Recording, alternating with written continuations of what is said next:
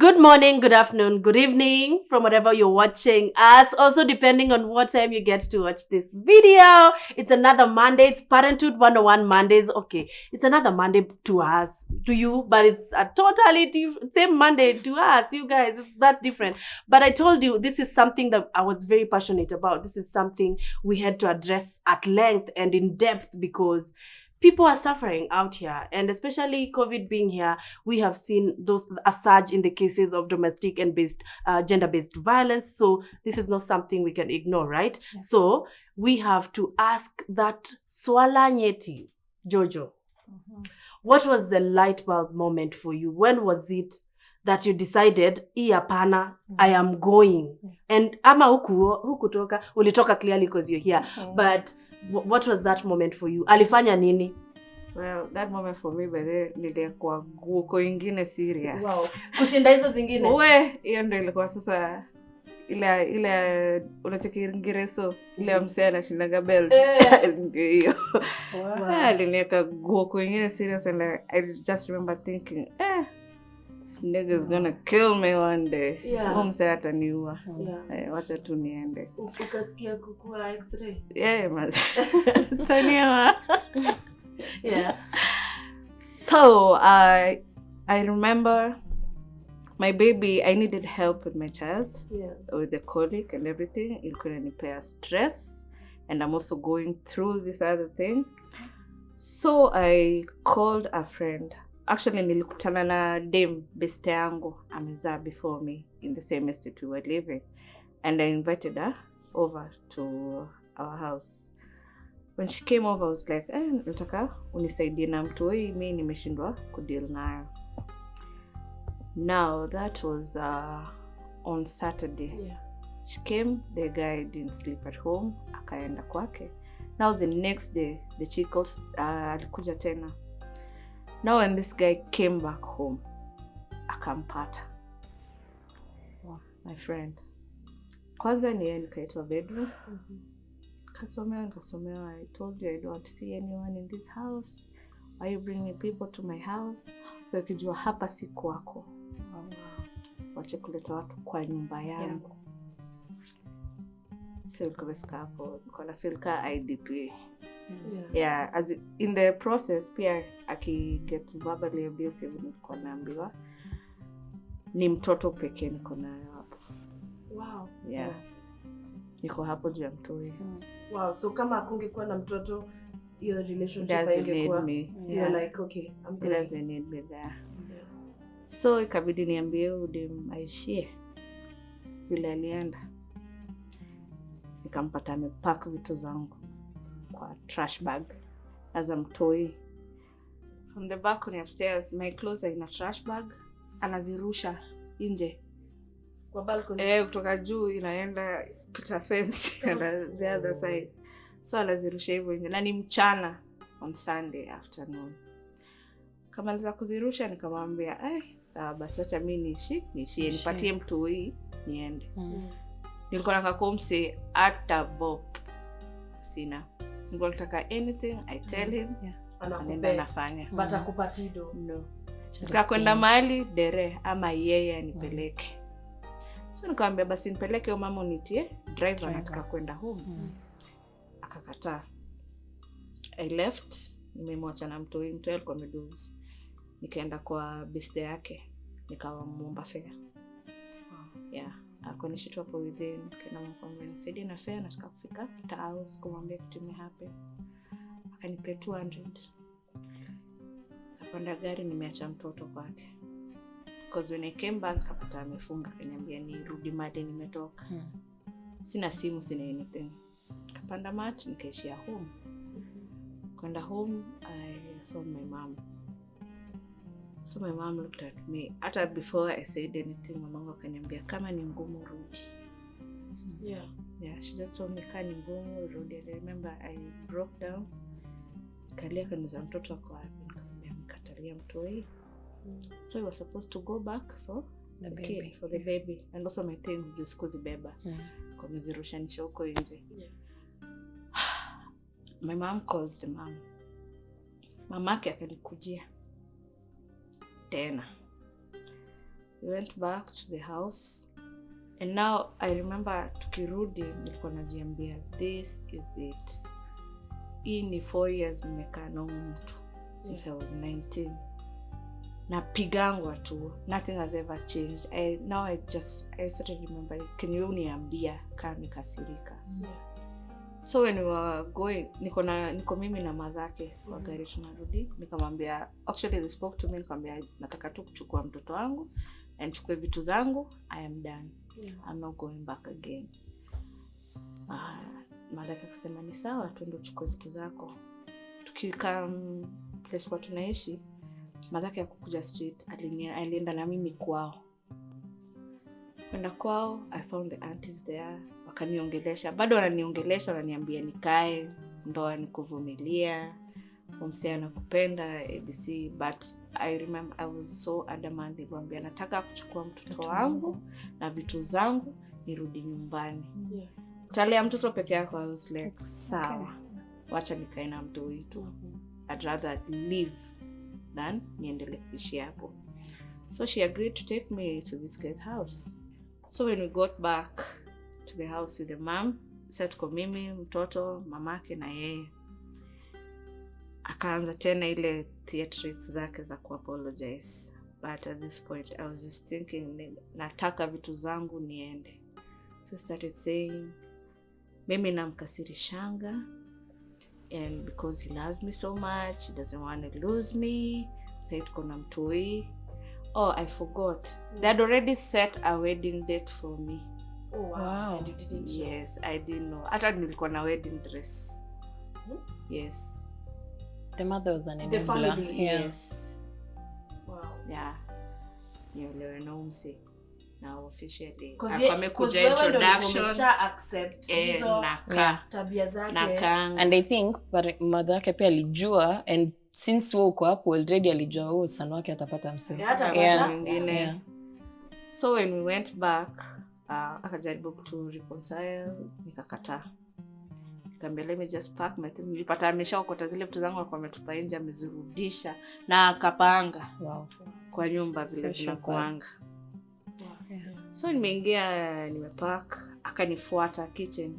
Nilikuwa nataka kupack vitu za mtu pia, akanifuata. Akaanza kuniambia, yeah, take your things and get out of here. Wow. Yes. Nikamwambia, ni sawa, that's what I'm doing. I'm packing my things niende. Get out of here. Yeah. Get out of here. Yeah. So akaniacha nikapack. Sasa zile natoa vitu zangu napeleka chini kwa gari ya madhake, juu madhake ndio alikuwa anirudishe home. Nikirudia mtoi, akaniuliza ulikuja hapa na mtoto. Amekatalia mtoto and ananiambia, you didn't come here with a baby. Chachukua vitu zako wenda. Mtoto ni wake. Mimi nikaona hakuna venye naweza mwachia mtoi. Mtoi ananyonya.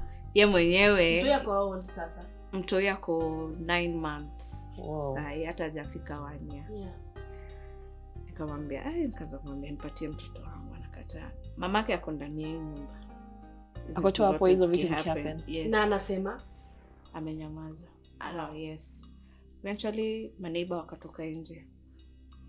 Akafosiwa afungwe mlango. Niliingia hivi. Yeah. Mamake ameshika mtoto. So nikaingia, akaanza. Sasa akachukua those like a vase. Yeah. Akachukua kanigonga nayo. Nani? Yes. Mbele ya mamako? Yeah. Mamake. Yes. Na mamake amebeba mtoi. Mamake akwatubeba mtoi. Mtoi anamwambia na Kikuyu, "Gana naye." That's the most she did. Achana naye. Anaambia kijana wake, "Achana naye." Ana scream. But ameshika mtoi, hakuna kitu anataka. Ameshika mtoi, haizi fanya kitu. So na mimi nimekwama, nimemwambia wewe nipatie mtoto wangu ndio utatoka hapa. Yeah. You know? But then at that point nilikuwa nimeamua either ataniua lakini sitoki hapa bila mtoi. Yeah. Akavenya alinigonga, nikakaa kwa sofa. Nikakuja kakaa hapa. Yes, akanikalia. Mamake yako amesimama pale, namuona. Mtoi pia ana scream, iko commotion. Yeah. So venye amenikalia ananipiga, niko natafuta kitu nimgonge nayo atoke juu yangu. Sasa nilikuwa naanza kuget na feel dizzy because ananigonga kichwa na padlock hapa hivi. Nikachukua, there was a fork on the table. Nikachukua plant kwa kichwa yake. Oh my god. Ndiye akaniachilia. What? And guess what the mom says? Utamuua. Kwa sababu ulikuwa unafanyiwa nini? Hiyo ni ile quote ya Waswahili wanasema mkuki kwa binadamu kwa nguruwe, mtamu kwa nguruwe, something. Okay, sawa. Mkuki kwa binadamu kwa nguruwe kwa nguruwe. Mkuki kwa nguruwe, kwa binadamu chungu. So now anasikia uchungu. Wow. Utamuua.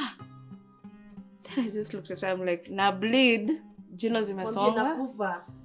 Baada hata nilishindwa kumuongelesha like what do you mean ndamuua. Hii time yote ananipiga mimi siwezi date. You know? Yes. Alikuwa ananigonga kichwa na padlock kwa umekaa hapo na bleed huko kote, macho yamefura. Amenigonga jaw, amenibreak. Simaniba akakuja wakamtoa hapo. Sasa ana bleeds, wakamtoa fork nini. Then niggas the audacity to tell me unataka kuniua. Wow. I know. Yeah. So maniba wakamtoa hapo. Alichukua simu yangu pia hiyo time. Akaichapanisha kwa ukuta. Vile yofanya. Venye tu kawaida tu same tu, hata alikuwa anajua nikipandiliwa the next akiona simu ukuta. Ningoje simu nyingine. Nikapatiwa mtoto and the neighbors came and everything. Nikapewa mtoto, nikachukua vitu zangu. Kuingia kwa gari, I told the mom was taking me home. Akanipeleka kwao. Wow. She was also a psycho. So when we got kwa gari kwa njia namwambia, wewe nipeleke kwetu. Nipeleke kwetu. Then she's like, hapana, lazima tukupeleke hospitali kwanza, upone ndio utaenda nyumbani. Nikamwambia sawa, I want to call my mom. I don't have a phone. Akaniambia nitampigia. Nikamwambia nisaidie simu yako nipigie mamangu. Hata hapo nipatie nakataa. Tukafika kwao, I got into they had a guest house. Nikaingia nikajifungia huko. Cause nikifika nilikuwa namsikia akiambia Chalia kama tuko kwao. So baadaye usiku nikasikia Chalia amekuja. Akaniuliza niko wapi, then the dad came. Budake akaniona vile nakaa. Budake kumbe all this time the dad never didn't know what was going through. Only the mom knew. Budake akaniuliza nini mbaya, mlipata ajali? What? Alikuwa kuuto nimeuto. Kaambia hapana ni nani amenipiga. Then that got mad, akampiga. Yes, akamwona madhake akakuja kuniambia nakosanisha mtoto wake na baba yake. Yeah, I'm going to break her family. Nikamwambia nilikwambia mpeleke nyumbani, wewe ndio umekataa. I can just go home. I need you guys to call my mom. Sasa nimekataa. Kutoka kwa room kwanza kwa naniita tuongee. Nikakataa. Morning came, same cycle, nikapelekwa usi. Nikatitiwa this time. Kaniuliza what happened? Same story. Nilikuwa mbeba na ndudi nikaanguka. Yeah. That's what I told him. Nikaekwa dentures, nikaekwa retainers and all that. Yani nilitoka usi hiyo siku. Hata saa hiyo sina maziwa, mtu wangu ananyonya. Maziwa imelost. Then tunarudi kwa nyumba, anaanza kuniambia nanyima mtoi maziwa kwa nini? Nyumba gani? Kwao. Nilikataa kurudi kwake kabisa. Tukaenda kwao. So amepelekwa home kwao sasa. Nikakaa kwao for like a week. Communicate na watu home. But then I was done. I told myself I will never ever go back again. Because it's either I was going to poison him and kill him, ama mimi nijiue na mtoe. Because that thing had taken toll on me. No self-esteem, nothing. Nilikuwa nakanga chini najiona mimi ni useless sana. Then you tell me, so umezaa utaenda wapi? vile unakaa nani anaweza kuangalia tena. Yeah, because they like to break you and Yeah. make you feel like they're the only people that can make you complete. Yeah. Yes, and you used to tell me hakuna mtu anaweza kupenda kasi mimi. Exactly. And we've seen there's actually a term for it, and it's called the dark triad personality syndrome. And the triad means, of course, it's 3 things. It's a psychopath, it's narcissist, narcissism, yeah, and then there's Machiavellism, something like that. So what nini is it, like a condition that people should actually go to the hospital it's for? a mental, I think it's a mental it's condition. a mental health issue. Yes. It is. Yeah. So unfortunately, most of these people, they don't know they're going through it. They have to be called out on it. Now, and her telling him that this is not right is not enough light to drive the darkness away? no, it's not. Oh They my need God. like psychiatric help. Yeah. Not just talking, psychiatric help with medication and rehabilitation. They need help. Yeah. My God, that reminds me of the first time I was dating this guy before King. And the first time I met King, I remember telling him, by the way, I have a crazy ex. And I used to tell anyone that would try to date me, like not date in terms, like the real dating. Like, not, like, see at a real date. Yani, unanipeleka chai, imagine itakwambia for real, like if I like you enough to want to go on a date with you, I will definitely give you a disclaimer. Listen, I have a crazy ex, and akitokea hapa is a wrap. Like, this man terrorized me. I was so scared for my life. And you see how it began like that, matusi. But to me, I never had a problem with matusi growing up, because I grew up with my grandpa and my aunties, and it was like the order of the day. Matusi ushago, especially Cumberland. Ilikuwa hata nikitumwa chai ya maji, like kikombe ya maji, ile kutoka ndeteke wo ngite, you know, atamalizia na umbo wewe. And yani kwangu matusi was never something that was that I would take personal. Mi ungenitusi and I was like, yeah, whatever. Like, mi nishazoea, like I've had worse, you know. And he started with the abuse, and I was like, see, nimezoea, you know. So I brushed it off. And then the next time he was told, he had like 2 sons, so he used to work away from Nairobi, like not in Kenya. So when he'll come back, of course he wants to connect with his friends, and they have to tell him, hey, Demiako, by the way, right? So one day he comes home at 4 in the morning. I was never the one to ati umefika home nikuwash ati karibia chakula, I warm your food. It's 4 in the morning, you know. As me, I had never lived with a man ever, but now I had lived now with this one. So he comes home at 4, and then he tells me, kwekwe wewe. I'm like, kwekwe? First I don't know kwekwe ni nini, but in a sound matusi. But later I came to find out it means prostitute. What? And he says, kwekwe wewe, atie nasikia unatembea na vijana huku. And then late nashanga wanaume, which one? You know, mi nimeuliza tu pa niko wow. Bare. I had never been slapped by a man, never. Because mimi simegrow na grandfather yangu. Wewe unajua grandfather vile udekeza grandchild, and mimi ndo nilikuwa the first grandchild. So when he slapped me, I was like, it's not even acceptable. Mimi sikuwa naona hizi vitu. So nikaibrush it off. Asubuhi akanibembeleza. Aish, babe, Paul, imagine itawahi happen. I bought that story. Until later he comes to tell me ati imagine nilikuwa nimeketi place na kunywa, alafu wakaniambia wacha wanionyeshe ule mwanaume umekuwa ukidate na yeye. Nikamwambia imagine ni mtoi wangu, ni son, the son's name. Niko na ulini slap because ulisikia story kwamba nilikuwa na mwanaume, but huku follow ni mwanaume mgani. Son wake alikuwa amegrow, so anaenda gym, unajua, like anakaa tu like a whole man.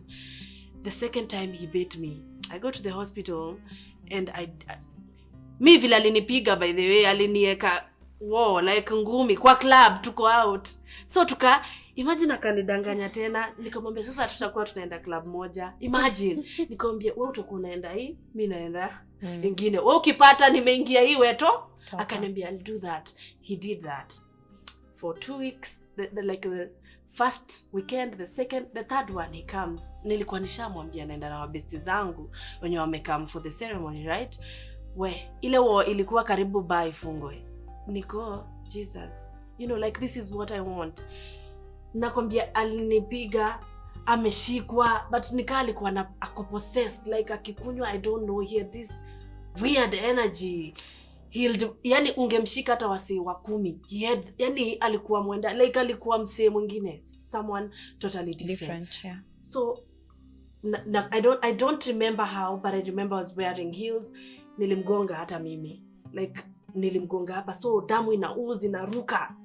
Niko, listen, I can't do this. Yeah. Imagine after that ile pep talk ile, do I want to kill someone? Do I want to be killed? For me, this is it for me. Imagine, even ndio decide hapana, this cannot go on. Of course kulikuwa na so many dramas in between, but of course hatuna time. Jojo, wewe ulitokaje? So this time niko kwao after the hospital. Yeah. Wamechukua mtoto ameenda naye main house. Yeah. Tumetoka hosi. Can you believe alinipiga na hizo dent juu? Yeah. Kwao, yes. Kwao, mamake ako wapi sasa? Mapema wake wametoka, ni mchana. So I opened the door, nikaenda kuchukua mtoto. I wanted to leave. Cause niliona driver madhake amekam. Just go into the car, nikamwambia unaweza nipeleka kwetu. Akakubali. Kienda kuchukua mtoto, akanipata. Akanichapa tena.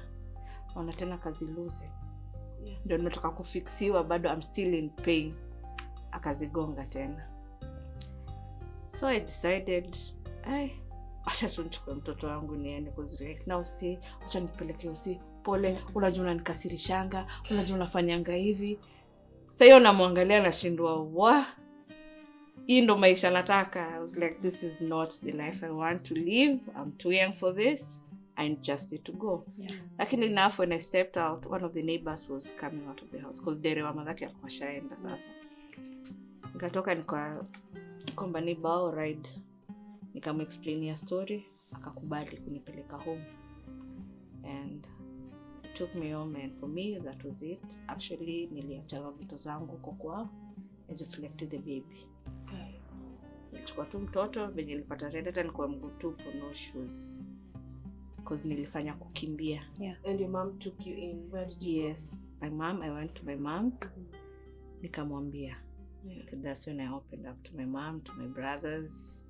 And yani kila mtu alikuwa niangalia, uko na go through this. Yeah. And you na hujawahi kuja kutuambia. Yeah. That's when I used to think, kwa nini sikuwa nasema? Yeah. Unajua? Yeah. Nashanga, yani nashindwa ni nini ilikuwa inanizuia kusema. Maybe I was just blinded by the fact that najiambia ata change. No, you are in love with Si the anakuanga illusion with the when he's a illusion. good person. Yes. Yeah. Ni hiyo part. Then ukipigwa, the way it comes to apologize, you actually don't know that this is, it's like you're living outside your body. Yeah, that this is abuse. Yeah. It doesn't feel like abuse when you're going through it. That's the saddest bit. Yes. Totally. It does not feel like abuse until you come out of it. Don't anza kuona mse bedha alikuwa na say I don't deserve to live like this. Mtu alikuwa na amini manipulate. Yeah. Alikuwa na ni destroy instead. Yeah. So after I left, nikaanza life tena, nikakaa na madhe, it actually took me 7 years to date to again, date right? again. Yes. Yes, I 7 totally to 10 years. I remember I used to tell you staki msemi Yeah. kwa maisha yangu. Wakati wanamsema wamwonyesha, hapana. Uniunde. Yeah.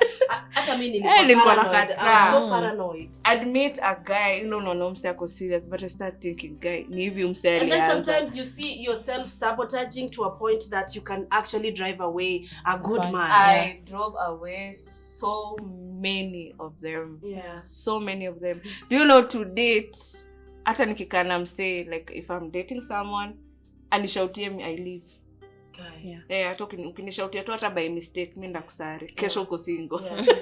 Mimi nakumbuka lakini naogopa. Naogopa kwa hivyo ndo inaanza. Hivyo tu ndo yoanza naona utana ni mwingine acha nimuondoke.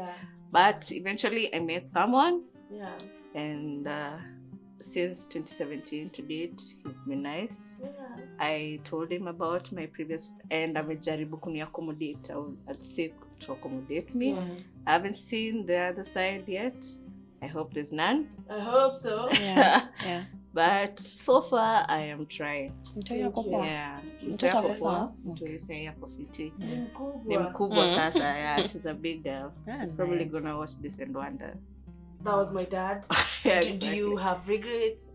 Are you scared she's gonna ask questions now? Ama, you've already had this conversation? No, I haven't had this conversation. Oh my God. The image of the dad that she had, niyo niliacha ibaki hapo. And you've maintained? I maintained that. How old is she now? She's 10 years old now. Okay, so she's at least growing up to understand. She's growing up. But you have, I think you can have a little sit down with her and let her know before it goes on air, right? Yeah, sure.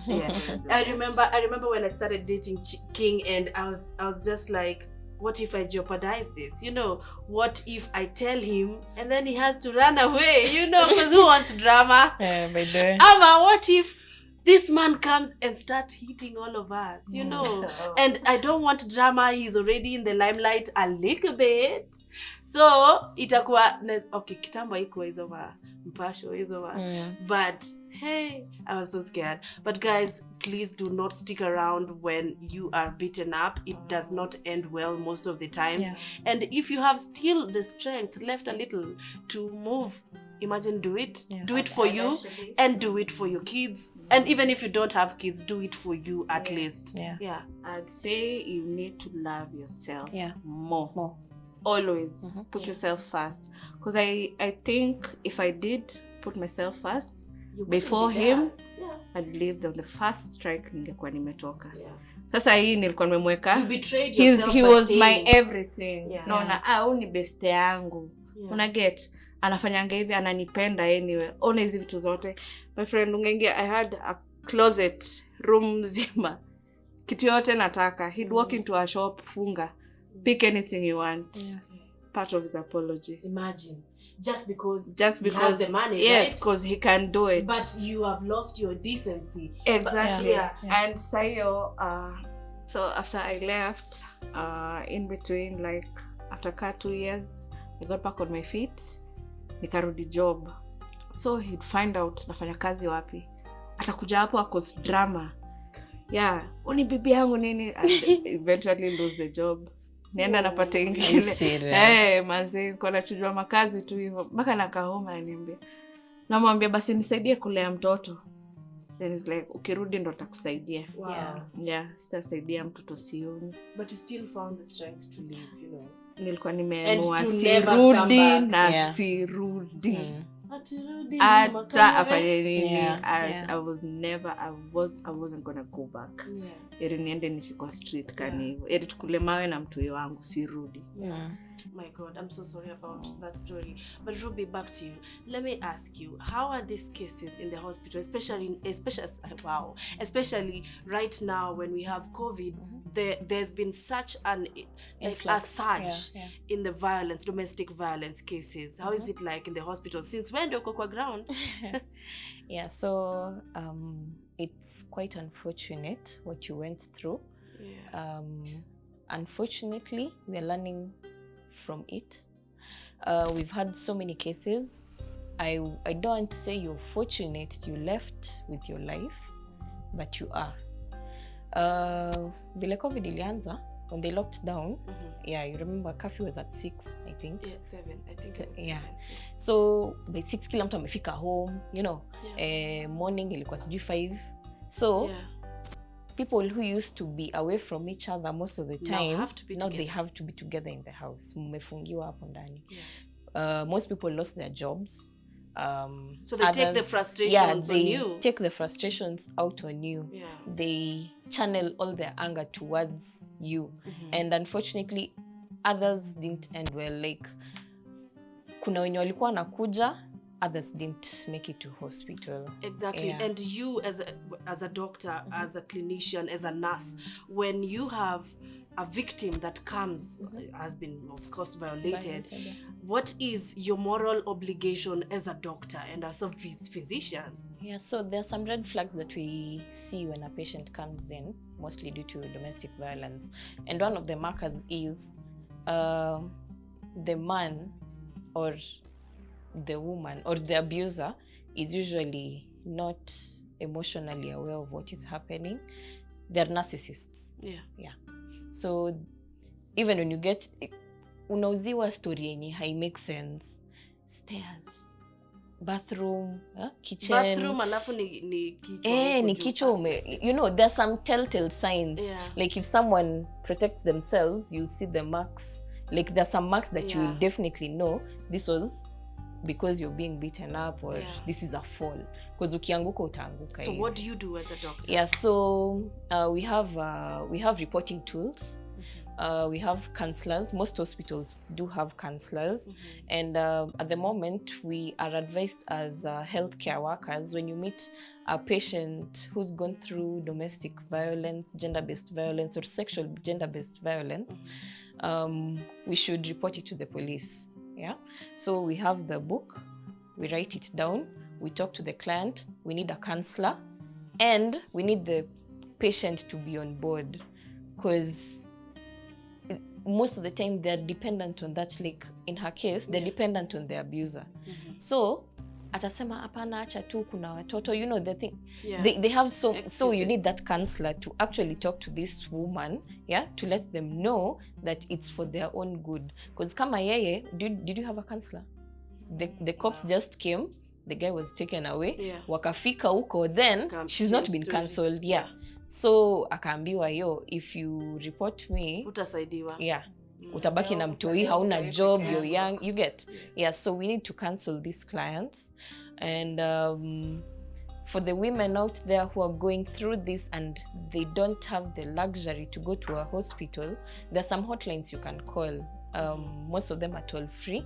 There's 1190, 1195 and 1196. 1196 is for child. It's a child hotline for child abuse. And the rest are for gender-based violence. You can also call Safaricom as she did. You can call 999. Just call someone. If you can't, scream, shout for help. The problem I have with the previous generation, they used to go through this all the time, but I don't know whether it's about empowerment, especially as a woman, to be empowered so that she can be able to raise her children, so that she doesn't have to be dependent on this man who's abusing her. Kitambo, like in some communities, they actually... Did you read Coming to Birth? No. So there's this lady, Paulina, and she was told, if he beats you, it means he loves you. Actually, she was told, you're lucky hakukuchapa mbele ya wageni. Wow. Yes. Hiyo ndio ingekuwa embarrassing. Yes. So akikuchapa inaonyesha anakupenda. He actually cares enough to react to it. Yes. That's what they say. He cares enough to react.